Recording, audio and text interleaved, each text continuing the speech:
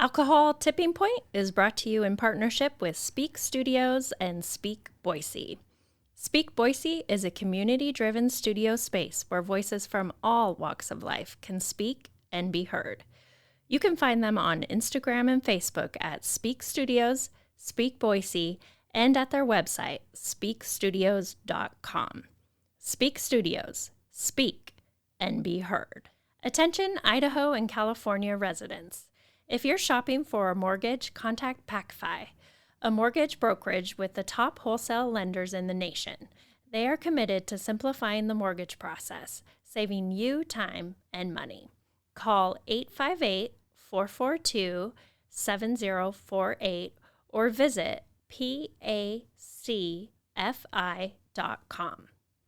NMLS number 1462943, Equal Housing Lender.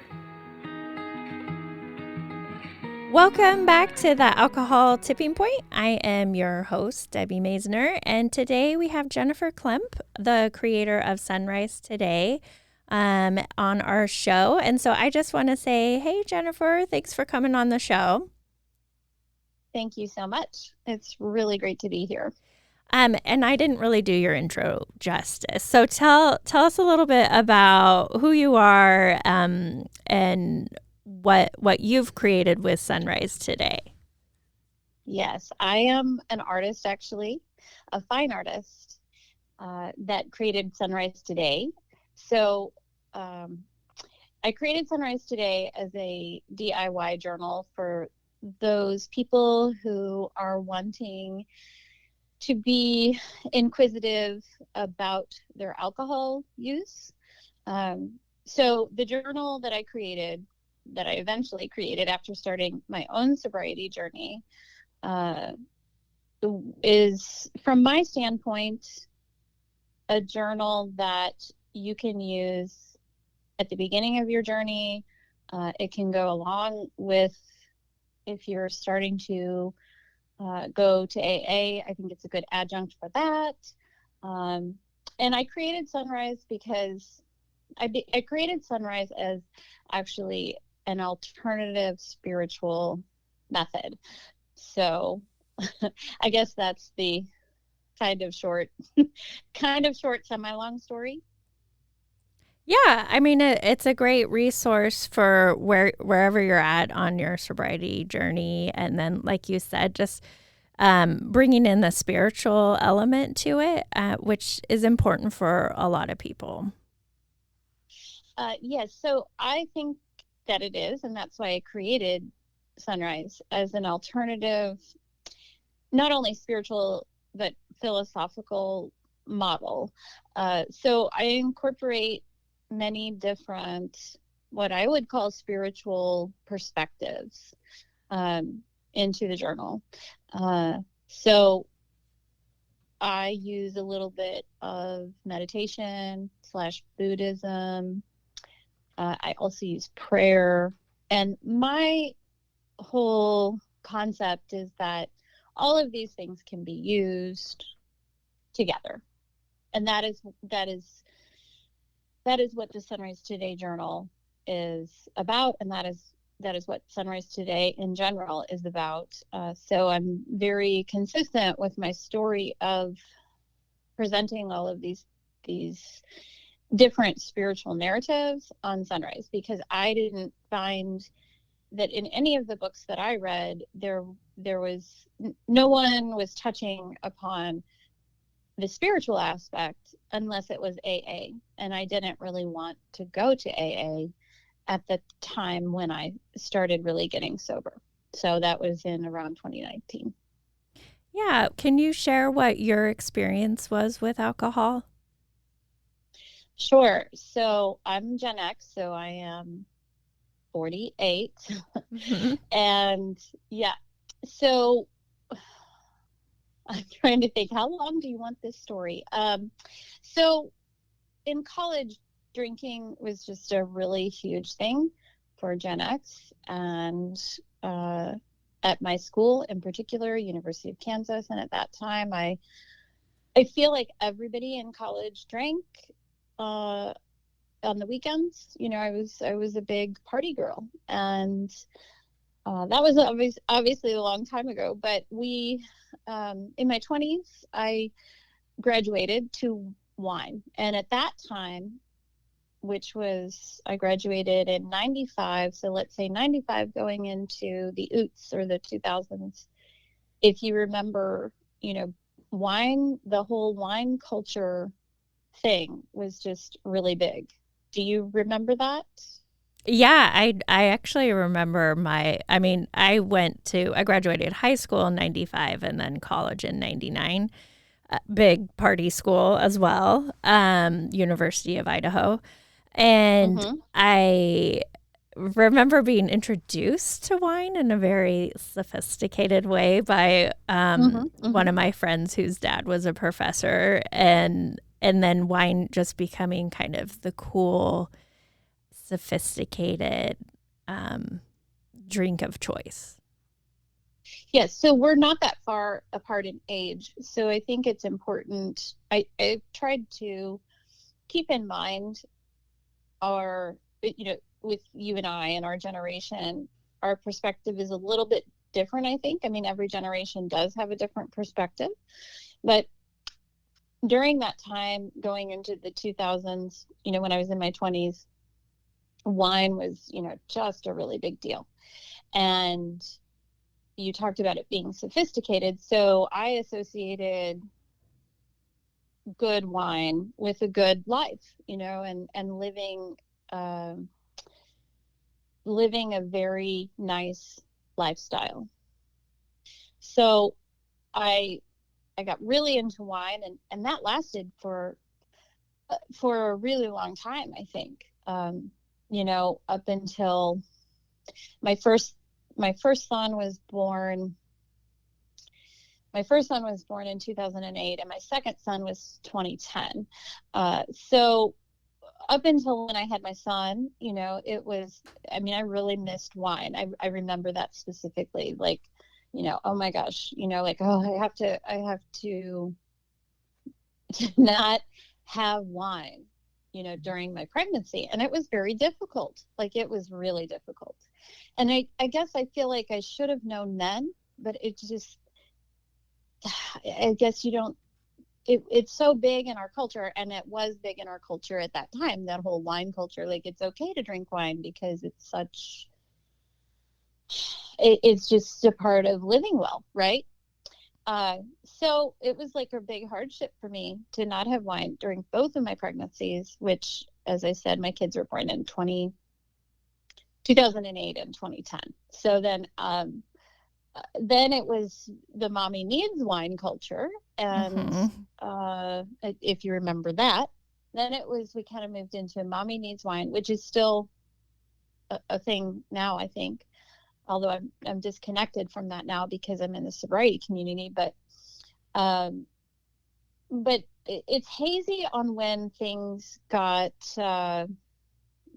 worse, because, as we say in the sober community, like, the effects of alcohol are very subtle. So as you go on through your years of drinking, you don't notice these things that are happening to you until you really step back from them.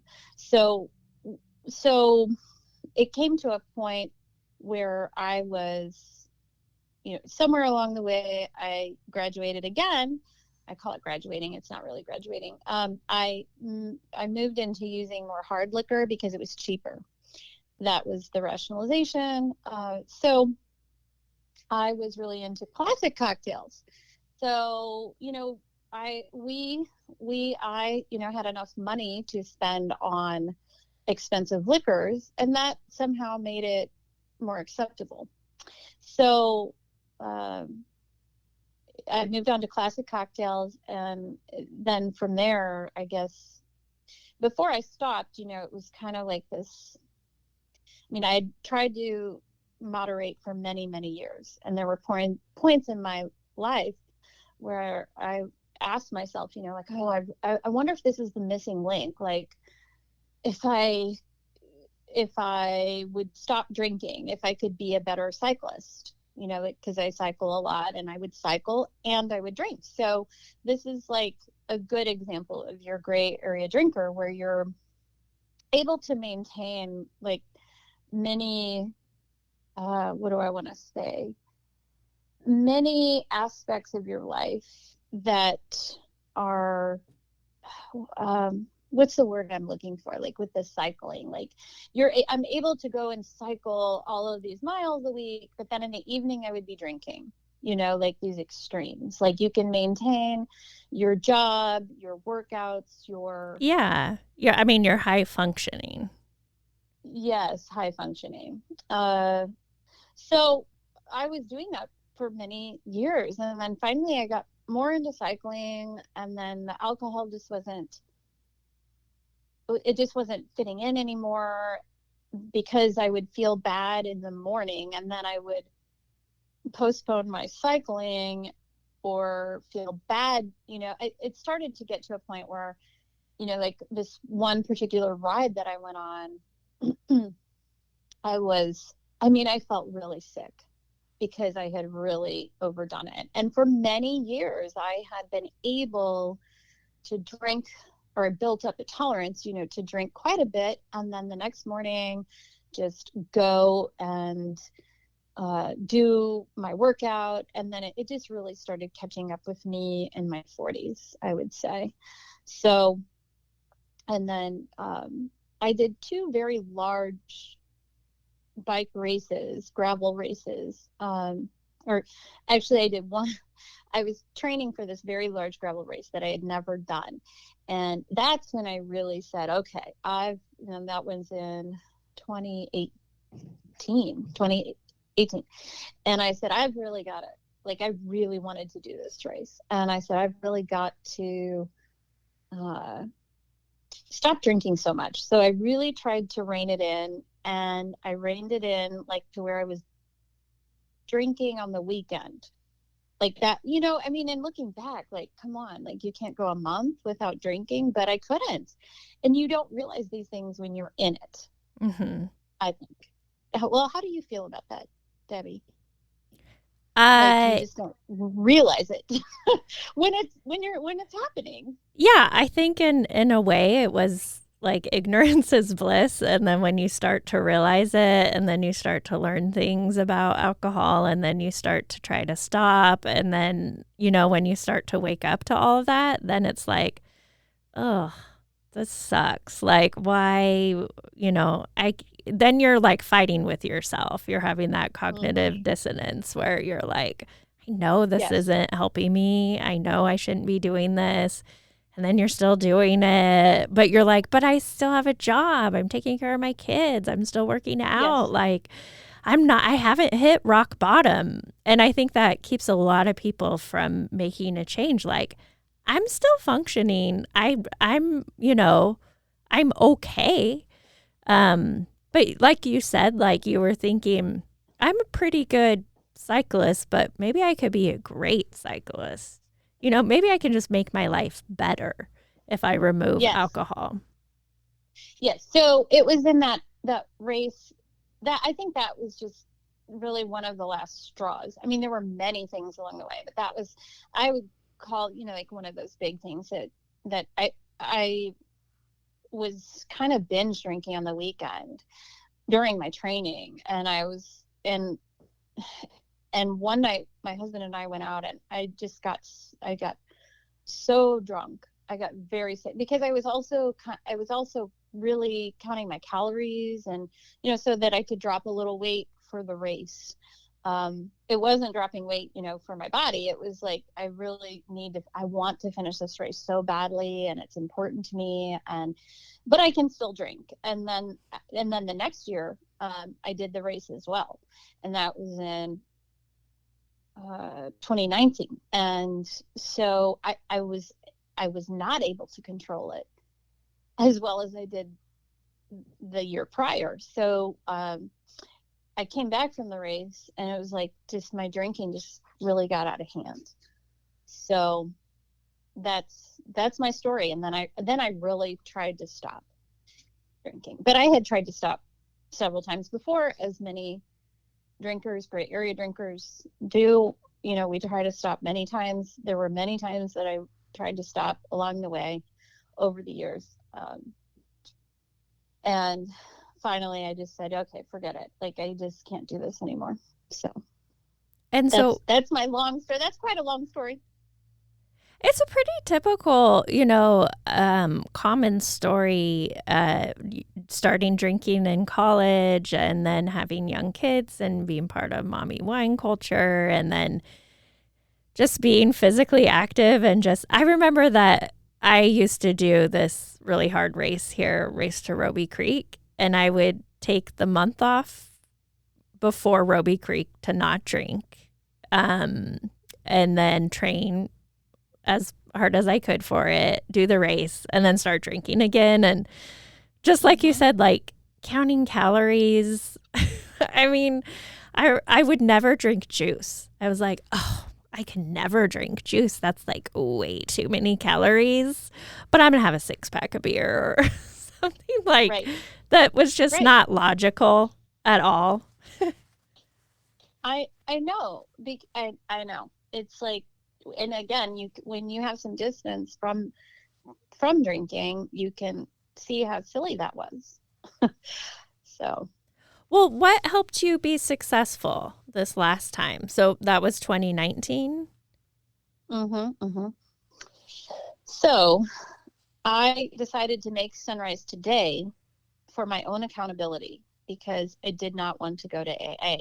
Now, one thing I would say is that if I could take a time machine, I would reconsider. I would tell myself, try AA out, try going to a group, because it's kind of hard to do this alone. So the spiritual is my most important tool.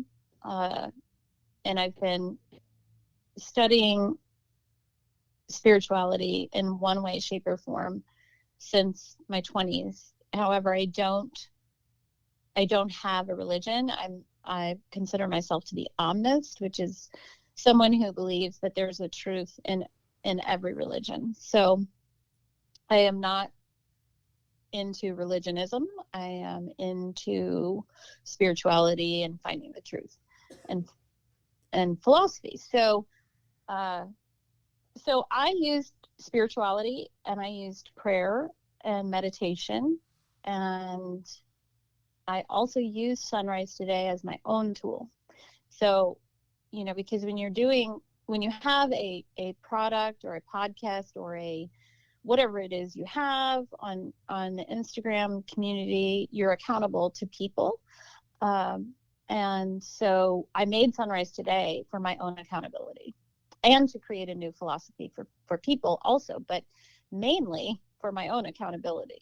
So Sunrise Today, the thing that got me in the beginning was why were mornings really great? If you took a night of sobriety, the morning would be great. But then in the evening, what happens?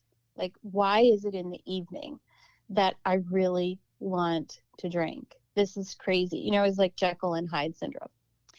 And when I found the sober community on Instagram, I noticed that everything was black. Like, everybody had a black t-shirt, and all of the t-shirts said, like some of them said, can I say a bad word on the podcast or no? Yeah. So these t-shirts would say like, unfuck yourself. Mm-hmm. And I was like, I hate that. I don't like that. That doesn't sound good. Like, we're trying to get better here. Like, we're moving towards the light. We're not in the dark. Why is everything black? I'm going to create something that is based on this concept. So I created the concept in the summer after that race in 2019 of Sunrise Today. And I was like, I'm going to do this. I'm going to create this Sunrise Today, and it's going to be a new philosophy, and I'm going to tell about my journey, and nobody's going to really even like it for the first year, because I feel like you don't have a lot of credibility at like month 1, Mm-hmm. So it's like a long-term thing. But really, I created Sunrise Today for my own accountability, and because I didn't want to go to AA. I'm like, this can be a new spiritual model. for people who don't like AA or don't want to go or are afraid to go. And then eventually I made the journal. And I was like, well, they can pick up the journal. At first, it was just a T-shirt and an image for Sunrise Today, which is an image of the Midwest and was taken from a photo that I took on my bike. So I ride a lot of the same routes, during the week and most days I ride the same routes or the same 5 routes, So that's where the image came from. And eventually I was like, well, now people can have a journal if they want to, if they don't feel like going to AA because they don't identify with the tenets of AA, then they can use my journal. And it is it's like it's meant to, you can read a page a day. And so it ended up being more than 30 pages. Originally, the idea was 30 pages for that first month, but it turned out to be more than that, like, I don't know, 40 something pages. I don't even know at this point. I should know, it's my own product. But anyway, it turned out to be way more than a month, but it's meant to get you through your first month. And it tells in the back, like, all of my story and every single thing.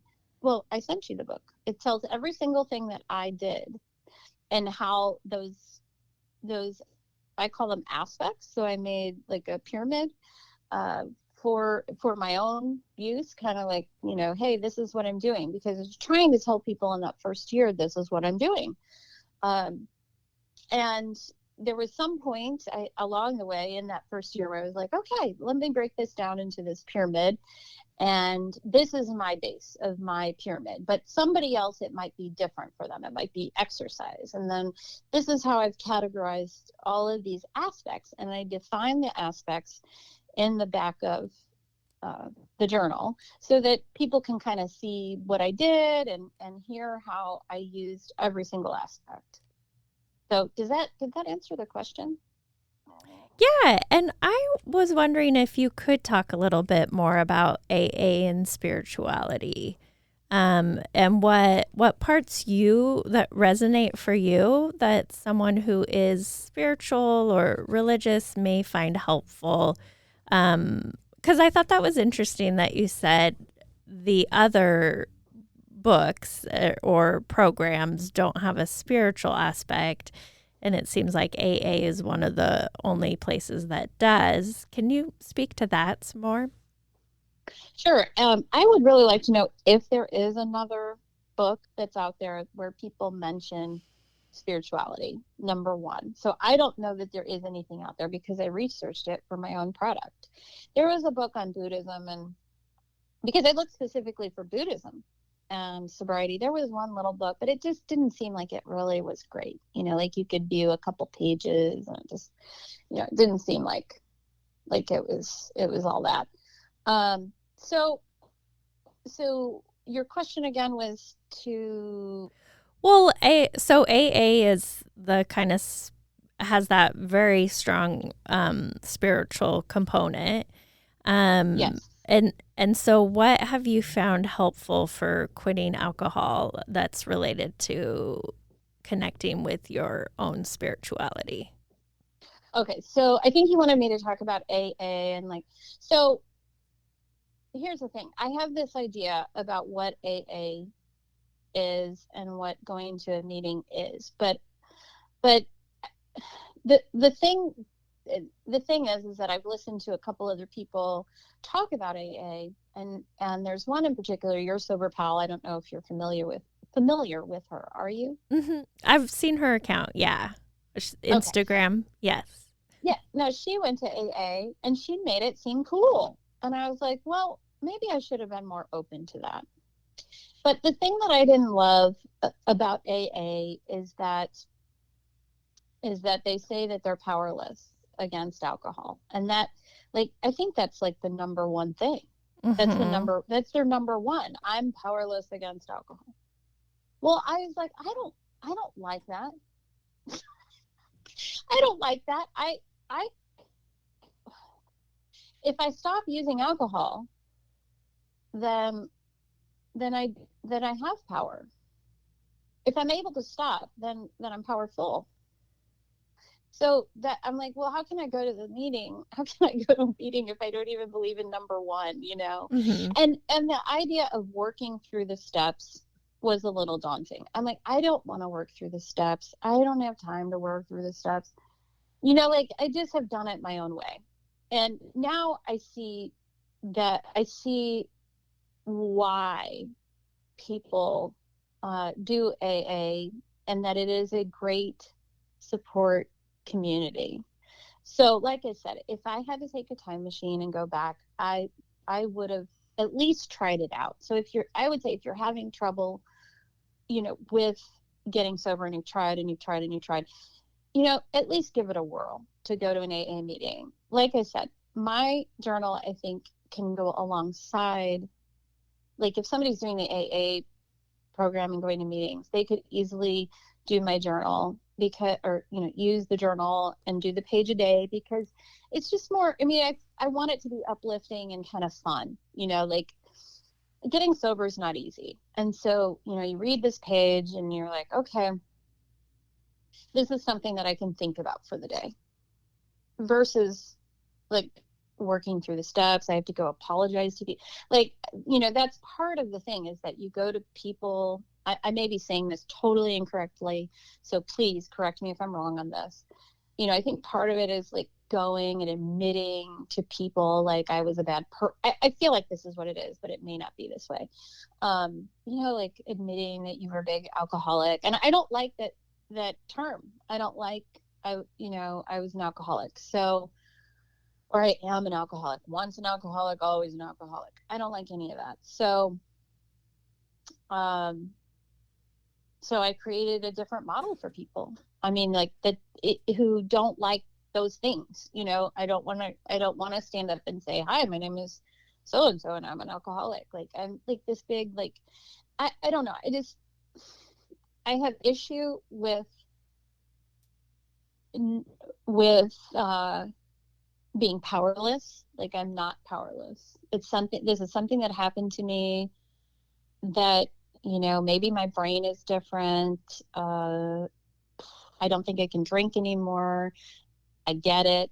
But like, I'm not going to stand up there and say, hey, I'm an alcoholic and I'm powerless against alcohol, because I just proved that I quit drinking. So, there you go. I'm powerful now. So the fact that I don't know, you just kind of have to stick with those labels. Just, that's not something that I want to do. So that's that. I don't know if that answered that question. Yeah, I wanted to hear your thoughts about that. I agree. Like, I don't call myself an alcoholic. It's not even a medical term. Um, and language matters and labels matter. And I agree with you. Like, I'm not powerless over alcohol. I'm powerful over it. I I persevered. I am empowered. So totally Yeah. get that. Yeah. So my book is meant to be a loving way that embraces your own power and how you want to do this thing, this journey, this thing, this getting sober, this alcohol-free lifestyle. Like, there are words that we use. I go through all of that through. I go over identity. So that's one thing in my journal, is discussing identity and how you identify with yourself. Like, what is the identity you want to create for yourself? Because most of us who quit drinking, it's like, well, we want to quit because we're not feeling so good. We're not feeling so good about our life. We're not feeling so good physically. We're not feeling good on bike rides. So how do you want to be? So the first thing is identity. What is the person that you want to be? So let's focus on the identity. And then I touch on meditation. I touch on prayer. Those are like three of the main components, I would say. And then just documenting how you're dealing with what I call practical sobriety. So I have that topic in my Instagram, where I do my Instagram videos, and some of them are like the deep spiritual stuff, and some of them are on the practical sobriety, which is like, okay, how do we handle triggers? And I give you my story on one page, and then, I ask the user, the journal, the journal user to, really document those triggers, and I feel like I've done it systematically. So yeah, so that's that. Yeah, those are some really useful tips for someone who is looking to change their relationship with alcohol. Um, any other like specific tips you would give? Oh, tips. Oh, so there are many tips. I feel like there are many tips. Yeah. Okay, so don't you feel that way too? Like there are Yeah. so many. What comes to mind? Just like what are a couple top ones? So here's one. This is a big one. Get way more sleep than you think you need. So I thought I'm going to quit drinking, and then I'm just going to go out and conquer all of my goals, because I think it hit me, like I'm not being as productive as I want to be. I'm not as successful as I want to be. I'm not as this as I want to be. When I quit drinking, like, I am going to be winning at life right away. So take it easy on yourself. It might take a little bit of time. It might take a long time. So this is like a huge thing, is that, I just am a firm believer in sleep. So go to sleep earlier than you think that you should. Then you should. So even if it's just getting in your bed at 8 p.m. and just like making you shut down. So getting sleep. Try to find a group. So that would be my second tip. Like, try to find a group, whether it's AA or another type of group. And if you don't find a great group right away, just, at least give it a good shot. Like, if one meeting doesn't work, then maybe look into another one. Try at least 2 or 3 out, because you're not gonna gel with everybody. So find a group. Tell your family. So that's a big one. So, if we're gray area drinker, like, nobody noticed that we hit rock bottom, and we might not have hit rock bottom, or we hit our version of rock bottom.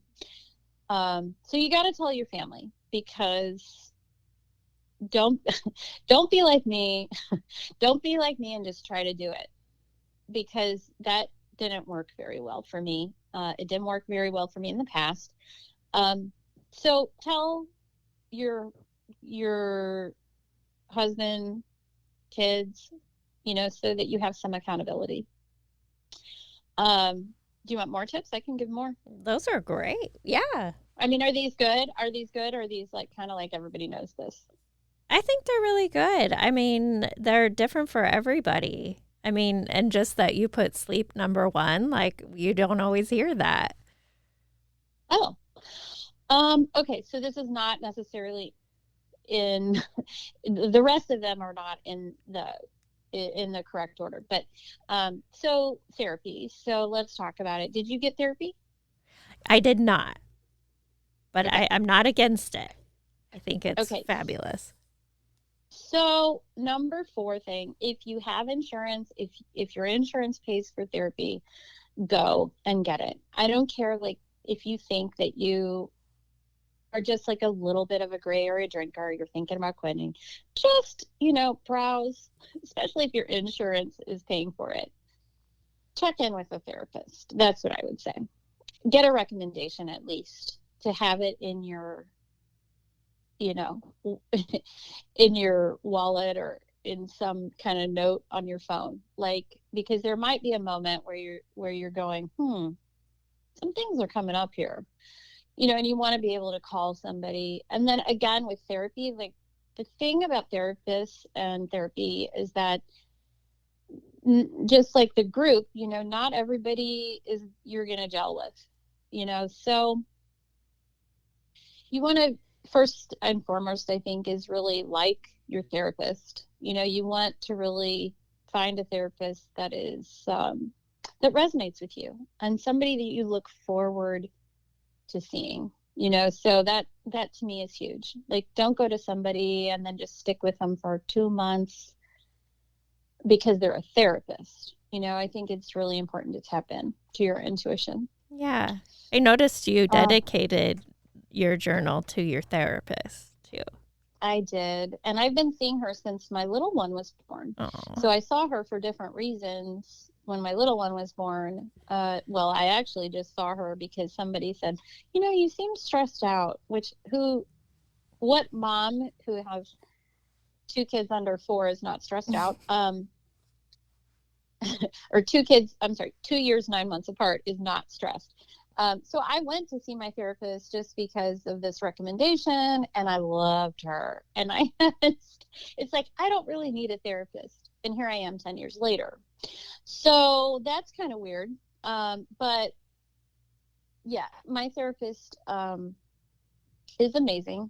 We're on the same wavelength. We are like, just, I don't know, from the same fam, Yeah. from the same cloth, the same fam, however you want to categorize it. So, and then of course there are many other tips, like, if you are spiritual, then whether you use prayer or meditation, definitely use those, like, on a daily basis. Take some time out, 15 minutes, to meditate and pray, and ask for what you want. So, we could get into that too, because, let's say, so I believe in, asking it is given, ask and you shall receive, right? So this is kind of what I'm covering now. The law of attraction in my feed is based on the concept that we attract what we desire. So if you desire to just be inquisitive about your sobriety, then ask for that. Say, I just really like to know more. You just ask the universe, or you meditate on it, or you pray. It doesn't really matter. It's all about the intention. So you ask, like, whatever your thoughts are. I'm a little bit concerned about my alcohol use. Please, God, universe, who, higher self, it doesn't really matter, whatever term you prefer, point me in the right direction, of more information. Maybe you're just asking for more information. If you really want to quit and you can't quit, then, say that. Spend some time with yourself, ideally in the morning, where you're telling the universe, like, I'm having trouble, or you can pray about that. I'm having trouble. Please, God, angels, higher self, help me out. I am having a hard time with this. So I need to know what to do. Point me in the right direction. Show me the resources and see what happens. The resources will come if you ask. They really will. It might take time. It might not be like this month. It might be, 6 months or a year or 2 years. So. Yeah, that's really comforting, to know, like, well, I can just put this out there and see what happens. So sometimes you're putting it out there to let it go, but sometimes you're putting it out there to get something back. It was really hard for me to get sober. Mm-hmm. It was really hard. It wasn't just like, oh, alcohol's bad for me. Okay, I know that now. So I'm just going to stop using alcohol. That was not how it was. So I think, maybe some people think, oh, a gray area drinker is easy for you. No. Mm-mm. So I read This Naked Mind cover to cover, and I was like, okay, because I told you when I first, started, I made this decision. I'm like, okay, this is what I'm going to do, I still wanted to drink. You can know everything that's bad about alcohol and still want to drink. So, I needed a little bit more help. I needed the therapy. I needed to pray, I needed to meditate, and I needed to say, listen, I'm having a hard time with this. So, somebody please help me, help me out. And basically all the help came, it's hard to do it alone. Yeah, it is. And you don't have to. And you'll find that you'll find if you're asking for that people will come into your life. One of the fears of getting sober is that, like, oh my gosh, this is life as I know it. It's going to end, right? And you think that, it's things are going to be sad. You're not going to have your wine. You're not going to have your thing. It was your thing for so long. It was my thing for like 28 years or something. So, but things come that are so much better. So I guess if that's one thing that I could tell anybody is that it may be hard when you're in addiction to see what is coming, but things will come. Things and people will come. And you won't want that life that you had prior to quitting. You can't imagine it when you're trying to quit. You're like, oh my gosh, my life. I mean, like I drink, like wine is my thing, wine and food, like that's my whole thing. Martha Stewart, all of that. By the way, Martha Stewart, I think, is like the root cause of so many drinking issues. But things will come that are better. And so to trust in that, I think, can be an important component to stepping away from alcohol. Like I know things, because it's hard at first because you may be at a point like I was where you're like, I'm really not experiencing that much joy. Like I didn't become sober and then like 30 days later, like, woo, all this joy. It took some time. But I can say at 2 years, you're going to have much better things. You'll have much better people. You have much better things. You'll find different ways to do things. You'll not even be interested in whatever it was that you were doing when you were drinking. So in my case, the foodie wine thing, right? Or the foodie cocktail culture, or using the alcohol to calm down your anxiety. Like that, like cooking now is just not really a big interest of mine. So who would have thought that would have happened? Because I was way into that. Now it's like, well, I take bike lessons. You change your stuff up, you change your activities up. It does take time, but it will happen. And don't you feel the same way, Debbie? Like that you have better experiences now? Yeah, it's like you removed a filter, like a cloudy filter. And so it's not like everything was really bad before, but everything's better and clearer and brighter and different. Do you do anything that's new that you didn't do prior to when you were drinking, or are your things just more enhanced? I think like the things that you did. Yeah, I think things are more enhanced. I mean, this podcast and alcohol tipping point is definitely new for me. Like new hobby, like that kind of thing. Is that what you're referring to? I'm just asking in general, like the things in your life now. I would say I haven't like dramatically changed my life, but everything is enhanced. That's how I feel. I have met like a ton of new people and made new connections, and I have started this side business. So I guess I am doing things that I hadn't done before, but also just enjoying the things and just mundane things like enjoying movies more.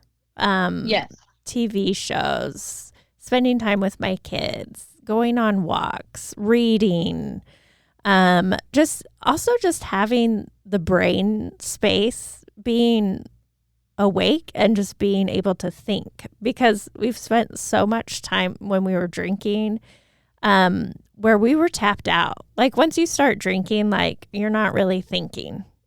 And so, and we're talking hour, like if you start at 5 o'clock at night and you're drinking until bedtime and you wake up and you're hungover, you're not really thinking clearly then either. So like having so many more hours per day where I'm just actually using my brain and thinking. Yes. Yeah. Did you ever experience any depression? I have had depression. I had it after my first baby, and I've been on antidepressants. I haven't gone off them. I'm just on a low dose Lexapro. So I wouldn't say that like everything has been completely solved by removing alcohol. So I still have had some just underlying depression, which is well managed with my little pill. Yeah. Well, I notice two really important things, or three, and one of those things is that I used to have seasonal affective disorder, where I would get really sad in the winter, and I mean it was like I would kind of feel like this compulsion to go on a vacation in February. Like we have to go somewhere. We have to go to Mexico. We have to go somewhere where it's warmer. You know, one year we went to Arizona. One year, you know, it's like, oh, I've got to get out of here. Got to get out of the Midwest, you know. Well, I no longer, I mean, I get a little sad, but not to the extent that it was when I was drinking. And I didn't even know that that was causing that. The other thing that I experience in terms that's related to that is like this anxiety about my kids leaving in the morning and being without my children while they were at school. So, I mean, it sounds ridiculous, right? Like I would be sad. I would be really sad. But, you know, they're gone for like 7 hours, right? So this is a little ridiculous to feel this. I mean, not ridiculous, but now I feel like when they leave, I'm like, okay, I have 7 hours to do all of these million things that I am doing, you know, which is Sunrise Today and my art and promoting my artwork and being an artist. So, you know, I have 7 hours. Oh my God, I'm like so busy, and I love it. I love being busy, and I don't love being too busy, but I love being, I don't experience that feeling anymore where I was like, if something bad would happen in the morning, I would be so like, I would kind of obsess on it and be hung up on it until 12 or 1. And then I'd be like, oh my God. Then I'd have this anxiety like, oh my gosh, I have an hour and a half left to work and I haven't gotten anything done. So those are, I guess, two things related to anxiety and depression that I've noticed a huge difference in since I've stopped drinking. So, you know, I'm way more productive. It was very hard to be productive. So, you know, I do think that it does affect not only just like because you're hungover, but I do think that it causes some long-term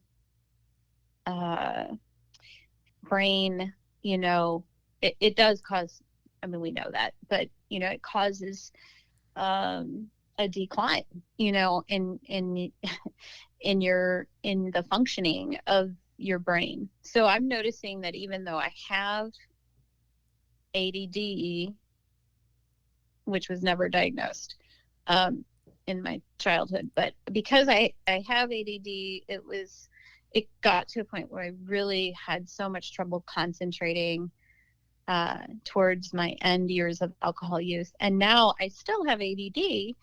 However, it's just, I can manage it so much better, and I'm more organized, and I'm implementing strategies all of the time to become more organized. And I'm always it's a work in progress. It's not like it's not like I've lost the ADD. It's like I recognize it now and I can manage it a little bit more effectively. Yeah. So many benefits of giving up alcohol. Yeah. Well, before we wrap up, how can someone find you? Yeah, so my website is sunrisetodaybrand.com. Fantastic. And I'll put And it in the show notes too. And then your Instagram.